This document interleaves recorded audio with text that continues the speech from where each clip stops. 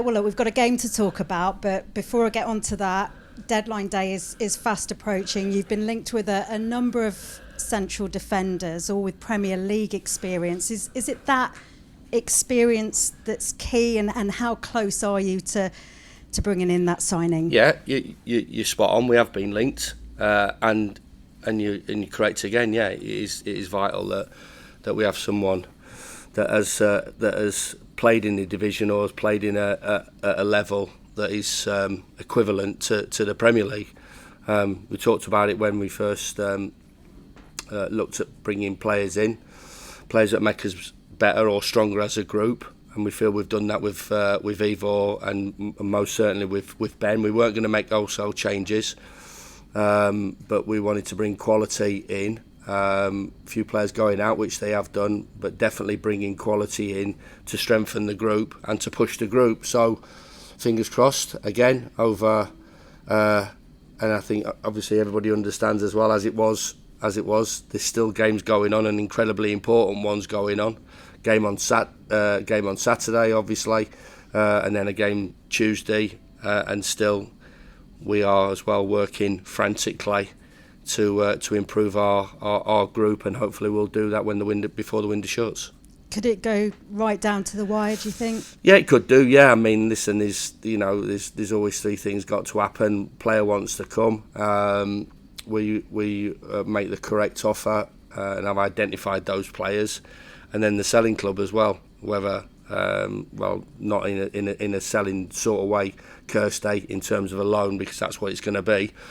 Because everybody's got to look at their group as well. So pretty much similar to me. If anybody came in for our players, I've got to make sure that we're covered, and we're not light going into a really important second part of the season.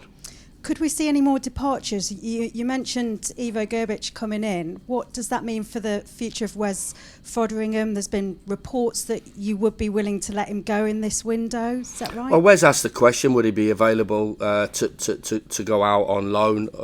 And I said, listen, let's see what happens, see who comes to the table on that, and we'll discuss and analyse everything. And I was up front with Wes, always have been, in terms of what we were doing and the position with Ivor, and but like I've just said there, I'm not going to leave ourselves light as well, so I have to make sure that department is well stocked.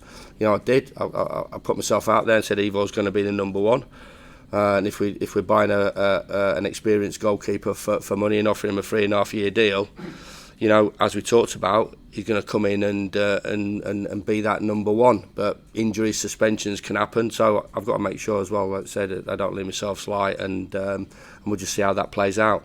He was thrown straight into the action on Saturday.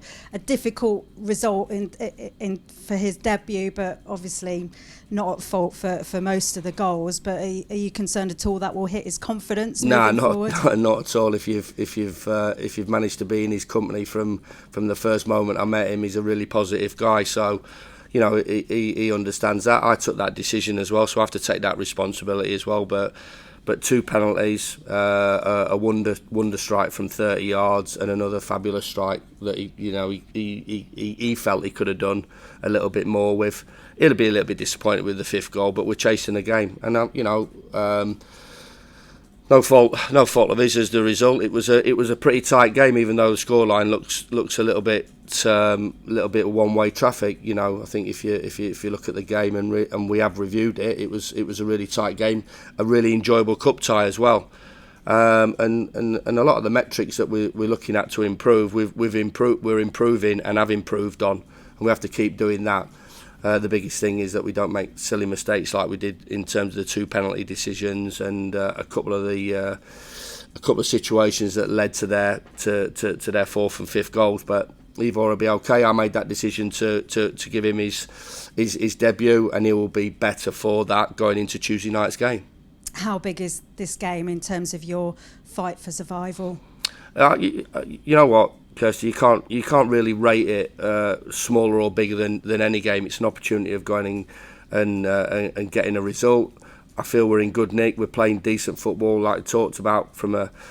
I do balance it up modern day football, and everybody's talking about it, and I do understand, and I do believe my team plays modern day football in terms, if you watched it closely enough. A couple of comments like we talked about last week is really lazy, and really shouldn't be attached to this team, because we're playing some decent football. We try and pass the ball, we try and create chances, we're creating more chances, but the thing that I was always brought up with is you're here to win as well, so we have to marry both of those things up and get the balance right, and hopefully we can put in a really good performance, because the players are playing with that freedom, creating chances against good sides, being a little bit more tighter in our box is key. A clean sheet won't go amiss as well, and that'll give us an opportunity hopefully of getting a really positive result. And what do you make to Palace and the pressure that Roy Hodgson is said to be under? You know what? Listen, there's talk in football, always talk, but for me, looking back at Roy's career and what he's done, he just comes with a job, and the noise that comes with that is there, and it will always will be there, and not for me to tell anybody how to do the job, or Roy, certainly with the experience and what he's achieved in his career. I believe he's a fantastic manager. He achieved incredible success. In an heartbeat, I'll take what he's done and still going, and for me, an outstanding manager, an outstanding man. Cheers. Chris, in terms of your players, are there any bids that have come in for them? I know there was a lot of chat about Anel and interest in him this month. Is there anything on the table? No, there hasn't been, and there's been, really loose inquiries. Would he be available, and stuff like that. So mostly loans, which we've turned down, and obviously we've done business with a few of the boys going out the building as well, but nothing concrete to say. Right, we're in discussion and we're in negotiations in terms of moving players on. I'm happy with the group. I want it to be more healthier than what it has been, and you're seeing that, as I've talked about at length by the week, getting players back, which is really good, and adding to it as well.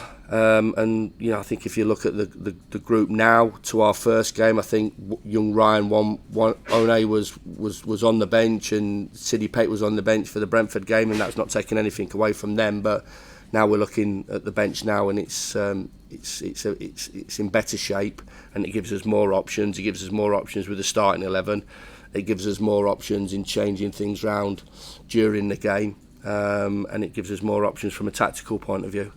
I know you can say never in the transfer window, but do you envisage that nobody will go out before the window closes? No, I'll be very surprised, because usually how it works, Adam, is that the early part of it there'll be talk, and it'll rumble on and rumble on and rumble on. I suppose like the Anel situation is the prime example, and you hear things because there's always things and noise going on, and you have to be prepared. We are prepared for a couple if that does happen, but we're not expecting it to happen.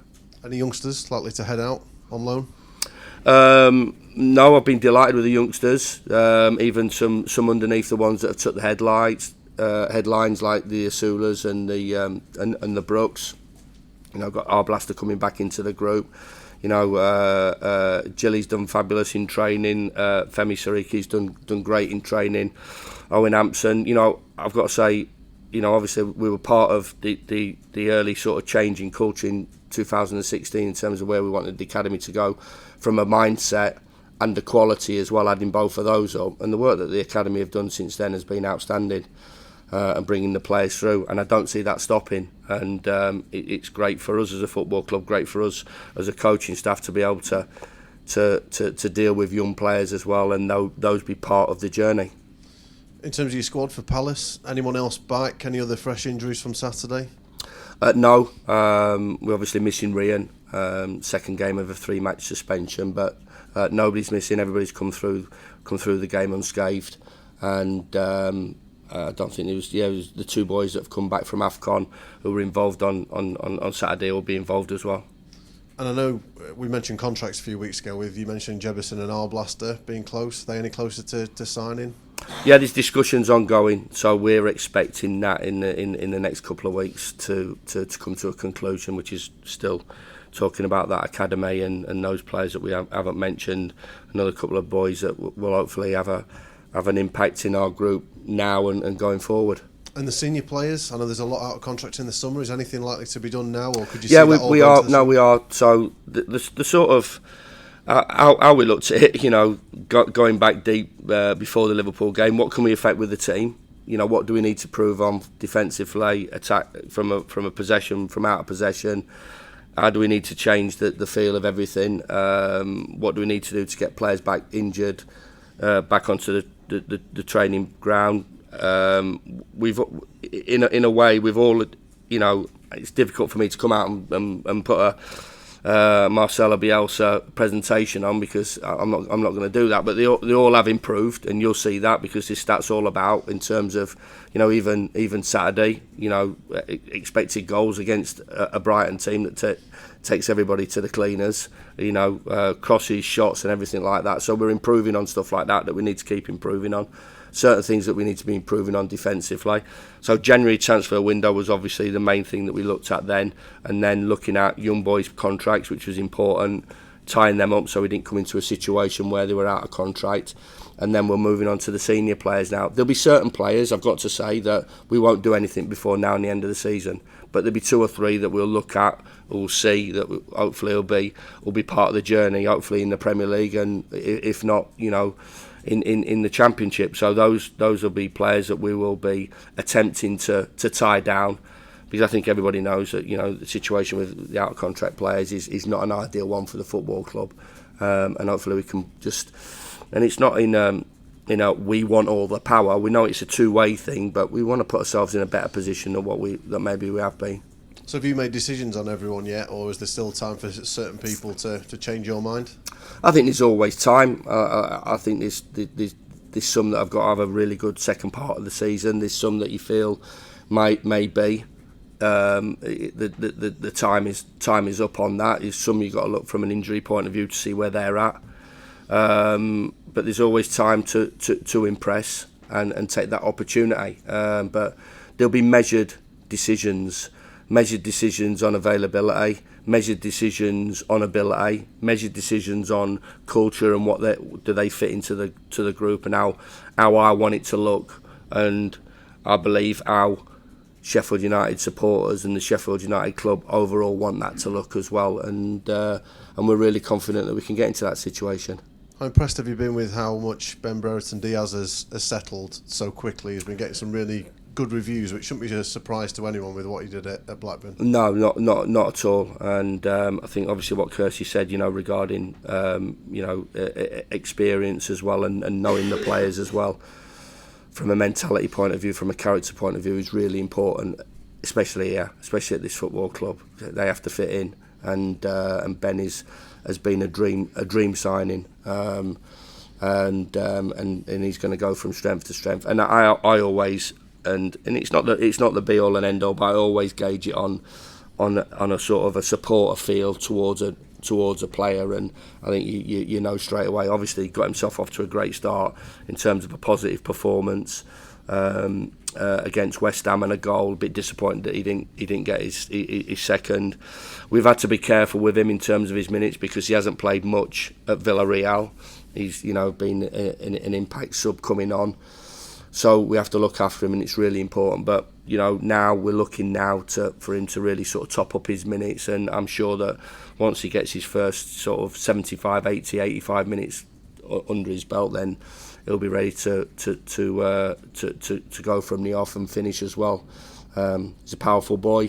He's got really good ability. His character's fabulous, and hopefully he can add in terms of the goals and assists to the team. Do you have to stay up if you want to keep him longer than this season? Listen, it's nothing that we've not really thought about that, but it obviously does help, playing in the Premier League to attract players.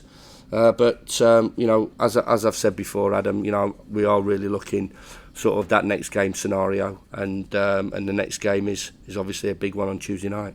Yeah, in terms of Palace, there has been a bit of unrest down there. There's been some banners in the crowd. Is it a case of be careful what you wish for? You know, they've had a decade in the Premier League, been really consistent. You've seen a lot of clubs, probably bigger than Crystal Palace, fall down the food chain. Well, incredible, yeah. I mean, and you do look at it from that situation, and there will be some stories to be told when you do drop out, and quite easily drop out again, as we all know. So the consistency that the football club's shown in terms of leadership from the top, signings, and the structure of how they go about it, I've got to say, yeah. And I think that there'll be a lot of clubs that would have loved to have that stability and consistency of being in the Premier League for 10 years, watching Premier League football, you know, and all the advantages and all the rewards that comes with being a established Premier League club. And you know, at times, you know, they have their moments, and at times they have their times where it doesn't go as well as everybody wants it to be. But they've got solid ownership, a solid chairman, and Mark Bright involved as well. So you know, the football people say they know the way around the game, and they'll make the best decisions. You're hoping to still be managing in 20 years' time, like Roy is? I think I will be. Yeah, I don't know at what level. I'm not sure it'll be at the Premier League level, but I think that, you know, I still will be involved. I think once it's with you, and it's just incredible what he does and continues to do, and has to do to keep up as well. You know, and you know, there's a lot of talk last year when you obviously saw Patrick Vieira go and Roy coming in, and the way they played then, it was, you know, it was an outstanding period of the season for Palace, and I should imagine they'll be looking to get back to that. But there's a lot of things that can happen, a loss of form and a few key players out injured, and they'll be looking to get themselves back up and running, and for me, no better manager to make that happen. There's a promising shy keeper at Palace in Dean Henderson, who you may know a little bit about. Just a little bit, yeah. Are you looking forward to coming up against Dean? Yeah, I mean, listen, we're still in contact every 2 or 3 weeks. I get these mad texts from him, and I reply, you know, how's England's number one going on? And he still obviously he believes it, and I think everybody knows our relationship. Mine and Dean's, and the relationship between club and player, and what he did for us. It was an amazing time for Dean personally, as I should imagine he will say, and an amazing relationship that he had with the Sheffield United supporters. So he'll get. I'm not so sure if he's played before. He might have, did he play? I'm not so sure. I doubt it. This will be his first time that he's come up against Sheffield United since he's left.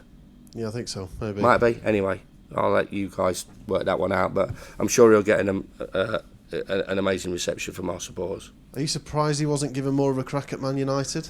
Yeah, I was. Yeah, I think he was promised. I think there was certain things that he was told what would happen and didn't. And I think Dean, knowing his character, was let down by that and felt let down by that. But went away to Forest. Obviously, got injured and found his way to Crystal Palace. But outstanding guy as well, great character, and a fabulous goalkeeper. So that was his ambition when he was here, to be Man United's number one. For one reason or the other, it didn't happen. But for him to climb into the England squad as well, and he'll be looking to kick back on and reach the heights that I'm certain he can reach. Well, we've already talked about Brereton Diaz today and others, and James McAtee coming in, Dean Henderson. Is he another example of just how well this club has used the loan market over recent years to bolster the squad and build it? Yeah, I think it's fabulous from a two-way thing. First of all, you know, we have an opportunity, and we have done, and previously the likes of Morgan, Gibbs White, and obviously McAtee's and Tommy Doyle's and players before that as well. And going forward, you know, it is something that we will definitely use and utilise. And I believe the parent clubs are it's fabulous experience for those boys, because they get well looked after. They get they have the ability to play in front of a demanding 30,000 Sheffield United fans week in, week out, but good demanding. No, not on them and destroying them, but they have to perform. So that is good. And whether it's my previous time and our previous time from a coaching point of view, through Paul's time and now coming into our time now, they'll get well coached, well looked after, and given the best that we can give them to move their careers forward. And it's something that we will definitely be looking at next year, and to make us stronger and hopefully keep that going. Just finally from me, Chris, how conscious of you starting to chip away on that gap and not letting it grow anymore, because games will start to run out? Yeah, I think, Adam, the balance is, like I said, a lot of the things that we wrote down when we first walked in, the feel-good factor between supporters and players, I think we've connected that back, certainly. It helps with more results and more positive performances and more results. We understand that. A lot of the stuff, like we talked about from a footballing point of view, that we needed to address, from the stats point of view that we needed to address, we feel we're addressing. The feel good factor in the place, which is difficult for you to see, because you only dip in and out of it. But I can tell you, it's a good place to work. The players are in really buoyant mood.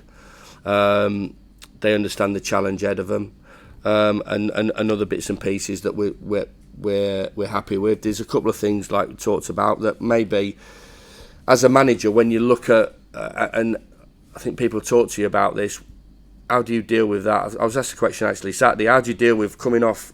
I was showing somebody around Bramall Lane and saying, this is where the interview rooms are. This is where these things happen, and you're live and all over the world. And the question was, how do you deal with it? How do you deal with it straight away, emotionally as well, especially in my club as well? How do you deal with that emotion when you've lost a game or you've won a game, and you have to keep calm and obviously through experience, and then you have you're talking to the players as well, and you've got to make sure you get that right as well. And there's times where you don't get it right, but you try to. And my sort of assessment of the game on Saturday was that I thought in between they had their style, we had our style.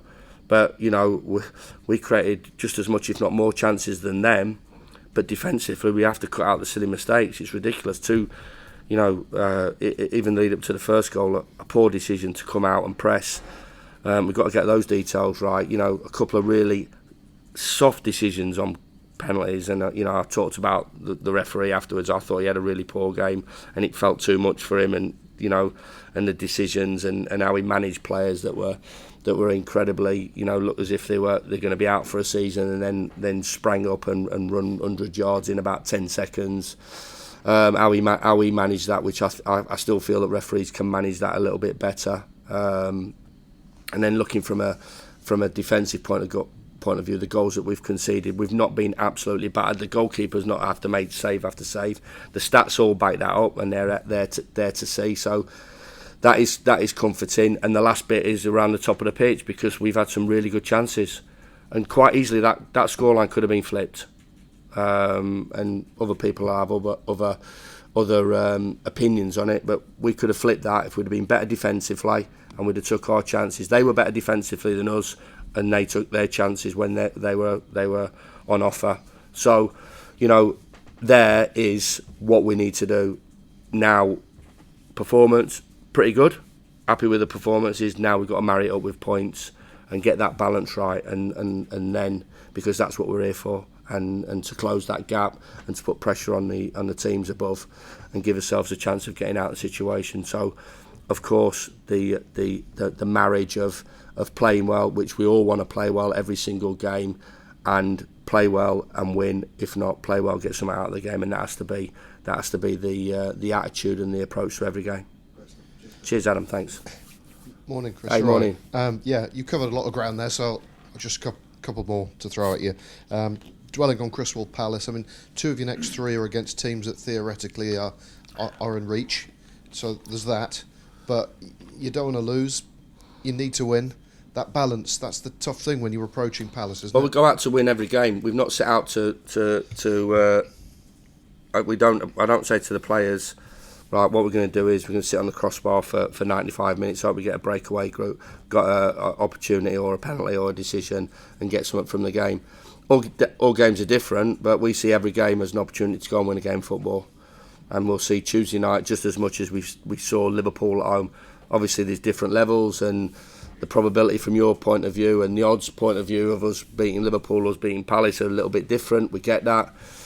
But this is the Premier League. The quality performers in there, and whoever team we play against, we have to be at our best to get a result, and we'll just keep going on in that manner. And earlier you mentioned you're playing with freedom.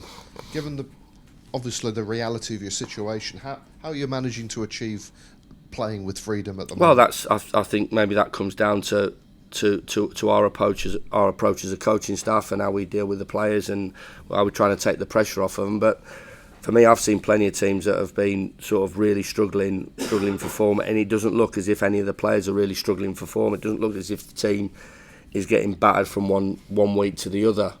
So, we have to keep that belief. That was one of the things that we talked about when we first came in. How do we raise the belief? How do we raise the mood of the place? How do we raise the confidence levels? And slowly but surely, we're doing that through work on the training ground, practice, working in the classrooms in terms of looking at certain situations, trying to improve the players from a unit point of view, from a player's point of view, and then taking that out and carrying that work that you do onto the training ground onto the pitch. And we have to keep improving, and I do believe we'll be a team that from when we came in to when we finish the season will improve. We might take a step back now and again, but we have to keep improving and keep moving this forward. And you're all professionals. The players are trained to a high level, physically fit.